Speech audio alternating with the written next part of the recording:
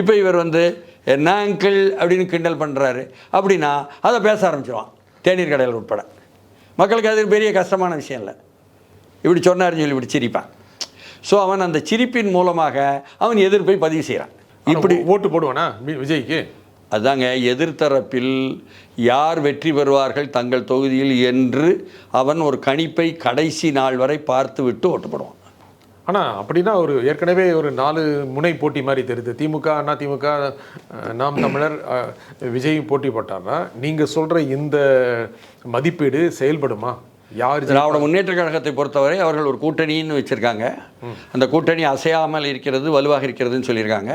இன்னும் கூட்டணிக்கு வருவார்கள். இன்று கூட பாமகவையும் தேமுதிகவையும் அநேகமாக கூப்பிட்டு பேசியாச்சுன்னு சொல்லிட்டு இருக்காங்க. கூட்டணிக்கு எண்ணிக்கை 13 வரை கூடும் என்று பெருமையாக சொல்கிறாங்க. இந்த எண்ணிக்கை அதிகமாக கூடினால் அதற்கு தான் வெற்றி பெறும் வாக்களிக்க வேண்டும். ஜெயிக்கிற சேவல் ஏன் சேவல், வெற்றி பெறவனுக்கு தான் வாக்களிக்கணும்னு மக்கள் ஒரு சாரார் இருக்காங்க. அதே சமயம் எடப்பாடி பழனிசாமி மாபெரும் கட்சி நம்முடன் வருகிறது அப்படின்னாரு. அப்படி அதனால் அந்த கூட்டணி இன்னும் வெளிப்படுத்தலை. விஜயும் கூட கூட்டணி யார் வருவார் என்பதை கெஸ்ஸுக்கு விட்டுறேன்னு சொல்கிறாரு, வெளிப்படுத்தலை. மாறா அண்ணாவையும் எம்ஜிஆரையும் போட்டுக்கிட்டாரு.